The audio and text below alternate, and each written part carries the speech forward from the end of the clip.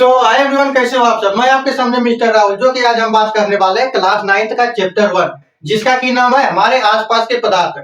इस अध्याय में हम जानेंगे कि पदार्थ क्या है बहुत अच्छे तरीके से, और इसका डिटेल में जानेंगे कि क्या होता है पदार्थ, पदार्थ के कण जो होता है वो कितने छोटे होते हैं। ये आपका लेक्चर 1 रहेगा। लेक्चर 2, लेक्चर 3 इसी प्रकार से आपको पढ़ाएंगे। अगर आपको एक ही बार पढ़ाएंगे तो ये बहुत लंबी वीडियो हो जाएगा, इसीलिए इसको छोटे छोटे करके लेक्चर पर लेक्चर करके आपको इस पूरे अध्याय में समझाएंगे कि क्या होता है क्या नहीं होता है इसमें। इस अध्याय में सबसे पहले जानेंगे कि पदार्थ, पदार्थ जो होता है वो पदार्थ क्या होता है। तो इसका डिफिनेशन लिखे है पदार्थ।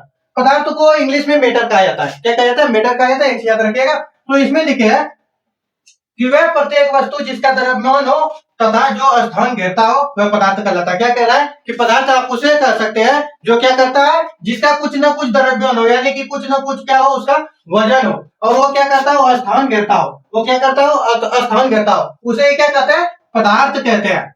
आपको बहुत अच्छे तरीके से ये समझ में आ गया कि पदार्थ किसे कहते हैं, जो क्या करता हो, जिसका द्रव्यमान हो और जो स्थान घेरता हो। जैसे में मान लीजिए पानी, पानी जैसे में पानी आपका क्या है, पानी क्या करता है, कुछ ना कुछ पानी का द्रव्यमान होता है, और वो क्या करता है, कुछ ना कुछ स्थान घेरता है।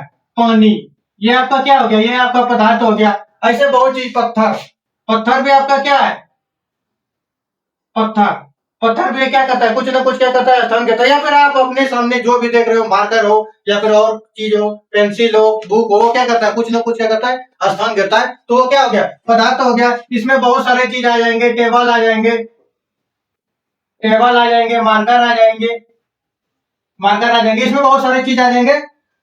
तो चलिए आप जानेंगे पदार्थ के कण। पदार्थ के जो कण होते हैं वो छोटे कितने होते हैं और किस तरह से होते हैं, चलिए जानते हैं पदार्थ के कण।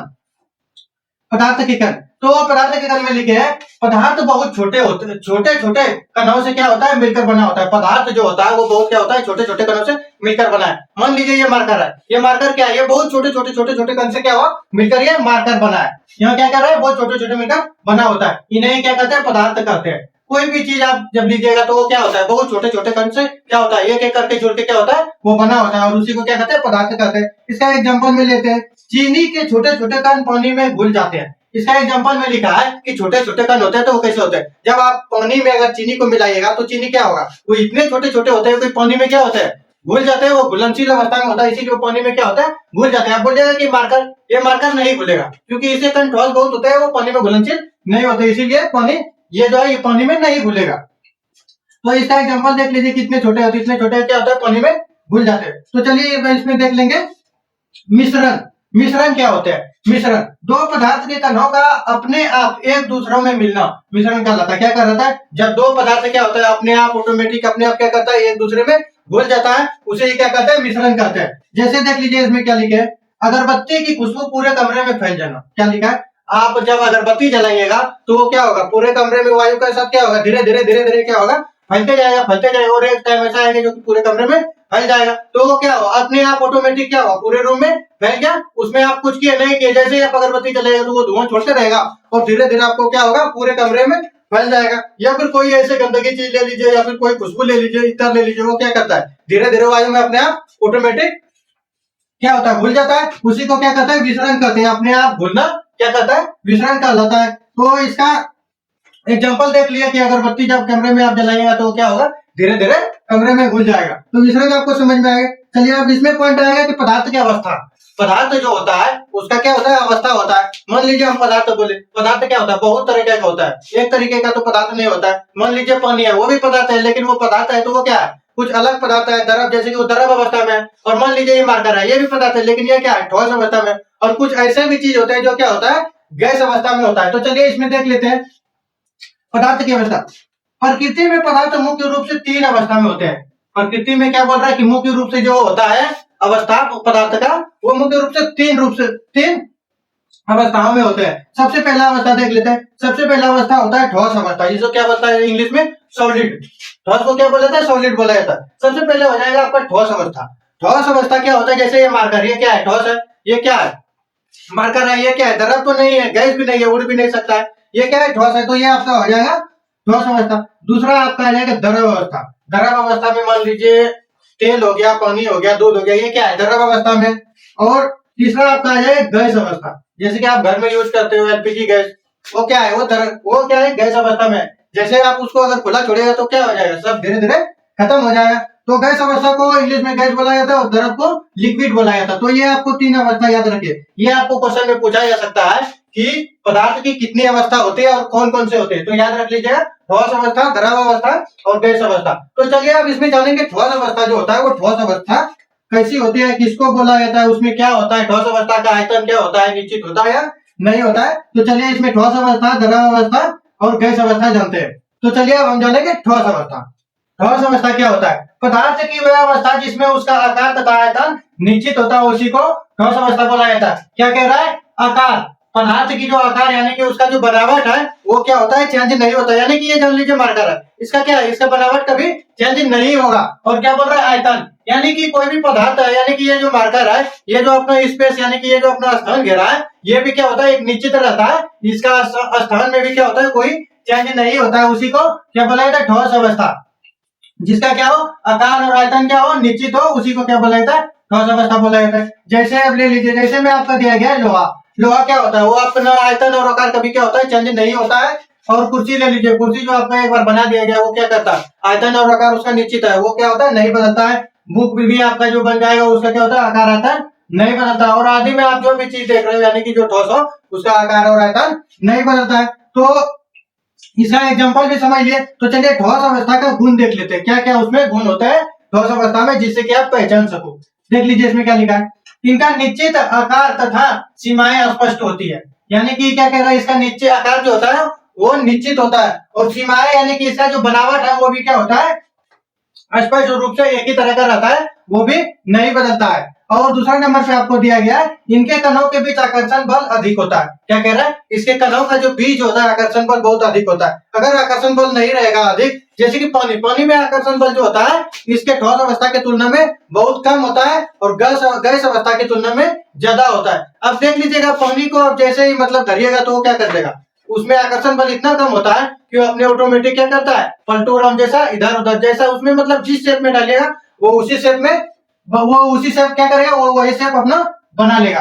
तो ये देख लिए कि आकर्षण और इसका क्या होता है, बहुत अधिक होता है, मतलब बहुत अधिक होता है, इसीलिए ये अपना अपना जो आकार है अपना बनाए रखते हैं। ठीक है, तो इसमें आप देख लीजिए, बाहरी बल लगाने पर भी ये अपने आकार को बनाए रखते हैं। क्या कह रहा है, जब आप इसमें बाहरी बल मान लीजिए इसे ताकत लगाइएगा तो ये अपना आकार क्या करेगा, बनाए रखेगा, ये अपना आकार से दूसरे आकार नहीं लगेगा। अब बोलिएगा सर इसमें बहुत ज्यादा लगा, अब बहुत ज्यादा लगाएगा तो इसको अपना ऑटोमेटिक चेंज करना ही पड़ेगा। उसमें भी ये अपना आकार नहीं चेंज करेगा, क्या करेगा, एक दूसरे भाग में बढ़ जाएगा, मतलब अपने कणों के बीच का भी आकार ये चेंज नहीं करेगा। तो आप ये ठोस अवस्था समझ लिए। तो चलिए अब हम जानेंगे द्रव अवस्था। द्रव अवस्था क्या होता है, यानी कि लिक्विड। तो चलिए जानते हैं, पदार्थ की वह अवस्था जिसमें आयतन तो निश्चित होता है। क्या कह रहा है, आयतन जो होता है लिक्विड अवस्था का वो निश्चित होता है। यानी कि कहने का मतलब है, मान लीजिए ये इस बोतल में पानी है, पानी जो है ये जो अपना पानी अपना स्थान घेरा है, ये क्या होगा, ये कभी चेंज होगा, स्थान ये जितना घेरा है वो उतना ही घेरे रखेगा। चाहे इसको ऐसे रखिए तो ऊपर भी इसका स्पेस उतना ही होगा, या फिर किसी प्रकार से रखेगा, स्पेस में कोई चेंज नहीं होगा। परंतु आकार निश्चित होता है। पानी का आकार कब से निश्चित होने लगा, आकार अनिश्चित होता है। इसमें पानी का जो आकार होता है क्या होता है, अनिश्चित होता है। यानी कि ये जो पानी है अभी अगर आपको इस शेप में रखे है तो आपका क्या इस प्रकार से ले लिए, ऐसे रखेगा तो इस प्रकार से ले लिए। यानी कि कहने का मतलब है लिक्विड का जो आकार होता है वो अनिश्चित होता है। उसको जौन सा शेप में डालिएगा उसी शेप में आ जाएगा, बर्तन में डालिएगा तो बर्तन में आएगा, बोतल में डालिएगा तो बोतल में आएगा, और नीचे गिरेगा तो ऑटोमेटिक इसमें आकर्षण बल इतना कम होता है कि अपने आप फैल जाएगा। ठीक है, और निश्चित होता है। द्रव अवस्था कहलाती है, क्या कहलाता है, द्रव अवस्था कहलाते हैं।